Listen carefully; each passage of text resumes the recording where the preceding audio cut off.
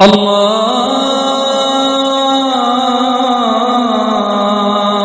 أكبر الله أكبر الله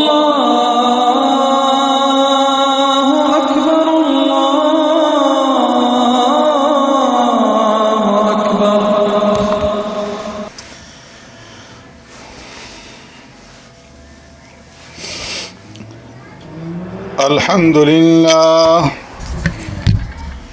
الحمد لله وكفى والصلاة والسلام على سيد الرسل وخاتم الأنبياء. أما بعد فقد قال النبي صلى الله عليه وسلم: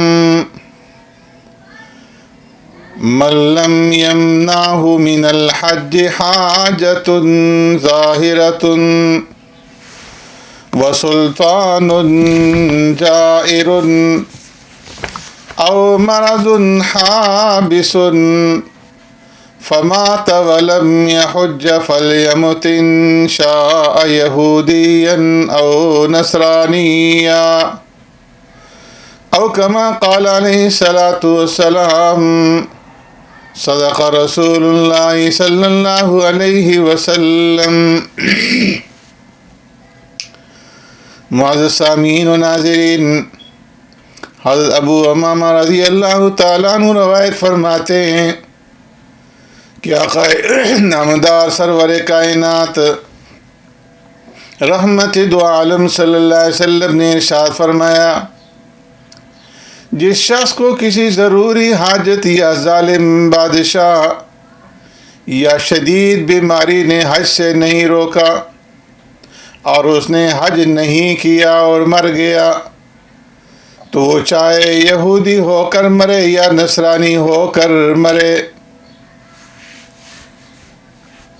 اس حدیث میں پیارے پیغمبر صلی اللہ علیہ وسلم نے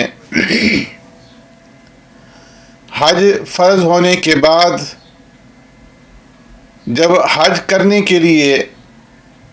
کوئی رکاوٹ بھی نہ ہو اور اس کے باوجود وہ حج نہ کرے تو اس کے اوپر سخت وعید بیان فرمائی ہے. پیارے پیغمبر صلی اللہ علیہ وسلم نے ان لوگوں کو جن پر حج فرض ہو چکا ہے اور دنیاوی اغراض کی وجہ سے یا سستی کی وجہ سے بغیر شرعی مجبوری کے حج ادا نہیں کرتے، تو ایسے لوگوں کو سوء خاتمہ، برے خاتمہ کی تنبیہ فرمائی ہے. اس لیے کہ باوجود شرائط کے پائے جانے کے حج نہ کرنا اگر حج کو فرض نہ ماننے کی وجہ سے ہے تو ایسے انسان کا کافر ہونا ظاہر ہے. اور اگر کوئی شرعی عذر نہیں ہے لیکن سستی اور دنیاوی ضروریات کی وجہ سے وہ حج کو نہیں جاتا اور اس کا عقیدہ بھی حج کا انکار کا نہیں ہے، تو پھر آپ صلی اللہ علیہ وسلم نے اس کے لیے تنبیہ فرمائی ہے برے خاتمے کی کہ یہ شخص چاہے یہودی ہو کر کے مرے یا نصرانی ہو کر کے مرے، اس سے کوئی فرق نہیں پڑتا. فرمایا کہ ایسا شخص جو حج فرض ہونے کے باوجود بغیر کسی شرعی عذر کے وہ حج نہیں کرتا تو وہ یہود اور نصارہ کے مشابہ ہے. ہم دیکھتے ہیں کہ بعض لوگ حج فرض ہونے کے باوجود حج ادا کرنے کے اندر سستی اور غفلت برتتے ہیں اور مختلف قسم کے ہیلے اور بہانے تراشتے رہتے ہیں. کچھ لوگ یہ عذر پیش کرتے ہیں کہ حج تو بعد میں کریں گے، پہلے نماز اور روزے کے پابند ہو جائیں، حالانکہ یہ ایک من گھڑت عذر ہے. فرمایا کہ حج کا فرض ہونا نماز روزہ کی پابندی پر موقوف نہیں ہے. نماز اور روزے کی پابندی بھی تو انسان کے اپنے ہی اختیار میں ہے. جب چاہے نماز اور روزے کی پابندی اختیار کر لیں، یہ کیا مشکل ہے. اور سب سے اہم بات یہ ہے کہ حج کرنے سے آدمی کی روحانی تربیت ہوتی ہے۔ جب انسان حج کے لیے جاتا ہے اور مہینہ ڈیڑھ مہینہ تک گھر سے باہر رہتا ہے اور حرم پاک کی پاک فضاؤں کے اندر اور مسجد نبوی میں اس کا وقت گزرتا ہے، عبادات کے اندر، طواف کے اندر اور عبادت کے ماحول کے اندر جب اس کا یہ وقت گزرتا ہے تو اس کی زندگی میں لازماً ایک انقلاب پیدا ہو جاتا ہے اور اس کا یہ وقت انقلاب کا ذریعہ بنتا ہے۔ اپنے مقام پر، اپنے علاقے میں، اپنے بستی میں، اپنے گھر میں نماز اور روزہ اور دیگر فرائض اور واجبات کی پابندی جو ہے پھر حج کرنے کے بعد آسان ہو جاتی ہے۔ اس لیے اگر نماز روزہ کی پابندی کوئی انسان نہیں کر رہا تو فریضہ حج کی ادائیگی اس کا ایک مؤثر علاج ہے۔ لہٰذا اس بہانے سے کہ ہم پہلے نماز کے پابند بن جائیں، روزوں کے پابند بن جائیں، حج میں تاخیر کرنا یہ بہت بڑا گناہ ہے۔ اس لیے تاخیر کے بجائے جلد از جلد حج ادا کرنے کا اہتمام کرنا چاہیے۔ کچھ لوگ یہ کہتے ہیں کہ جی کیا ایک حج ہی فرض رہ گیا ہے، اور بھی تو بہت سارے فرائض ہیں، ماں باپ کی خدمت ہے، رشتہ داروں کے حقوق ہیں، بچوں کی تعلیم ہے، پہلے ہم ان کو تو پورا کر لیں پھر حج بھی کر لیں گے، اتنی جلدی کیا ہے؟ ایسے لوگ پیارے پیغمبر صلی اللہ علیہ وسلم کے ان ارشادات سے غافل ہیں۔ پیارے پیغمبر صلی اللہ علیہ وسلم نے ارشاد فرمایا کہ جو شخص حج کا ارادہ کرے تو اسے چاہیے کہ جلدی کرے، اور فرض حج میں آپ صلی اللہ علیہ وسلم نے ارشاد فرمایا کہ جلدی کرو، نہ معلوم کیا بات پیش آ جائے، کیا عذر پیش آ جائے۔ اور ایک روایت میں فرمایا کہ حج میں جلدی کرو، کسی کو بات کی کوئی خبر نہیں، کوئی بیماری، کوئی مرض اسے پیش آ جائے یا کوئی اور ضرورت اسے لاحق ہو جائے۔ ایسی ایک روایت میں فرمایا کہ حج نکاح سے مقدم ہے۔ تو ان تمام روایت سے معلوم ہوا کہ حج کے اندر تاخیر نہیں کرنی چاہیے۔ ایسے ہی کچھ لوگ حج اس بنا پر مؤخر کر دیتے ہیں کہ بھائی ابھی تو جوانی ہے،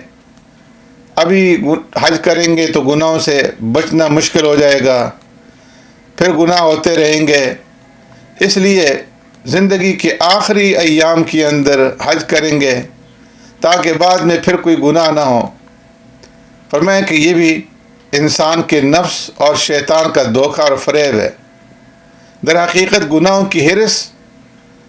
اس تاخیر کا سبب ہے۔ ابھی گناہ چھوڑنا نہیں چاہتا، اس لیے حج نہیں کرنا چاہتے، حالانکہ گناہوں کا چھوڑنا تو ہر حال میں فرض ہے، خواہ جوانی ہو یا بڑھاپا۔ اگر گناہوں کی ہرس کی وجہ سے انسان حج کو مؤخر کرے گا اور حج کے بعد پھر گناہوں میں مبتلا ہونے کا خوف اگر اس کا سبب ہو تو پھر بھی میں کہ حج کے اندر تاخیر کرنے کا کوئی جواز نہیں ہے، اس لیے کہ اولاً تو حج میں تاخیر کرنا یہ خود گناہ ہے، اور دوسری بات یہ کہ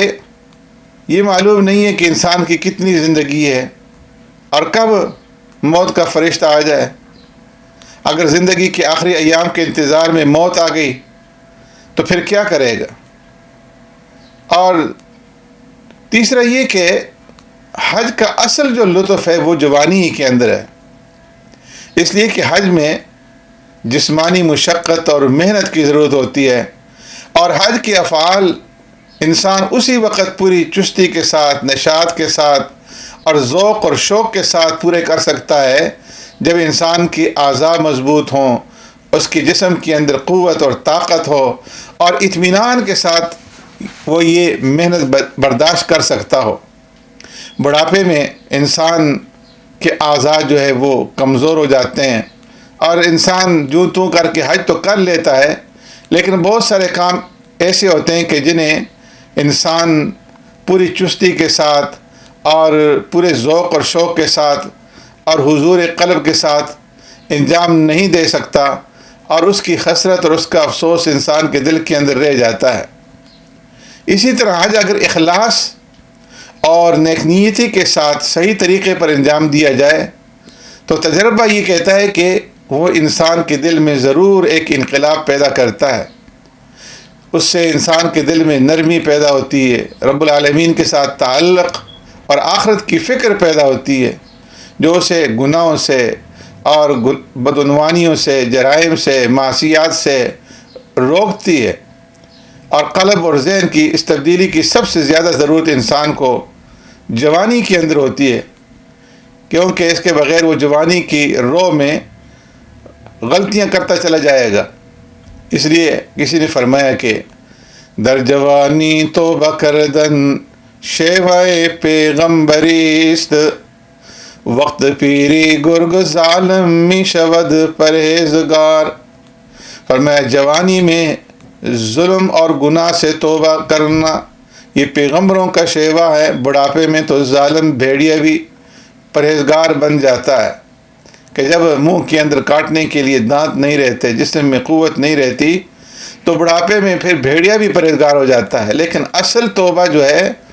وہ جوانی کی ہے، اصل عبادت جوانی کی ہے۔ تو اس لیے بڑھاپے کے انتظار میں اگر حج آپ کے اوپر فرض ہے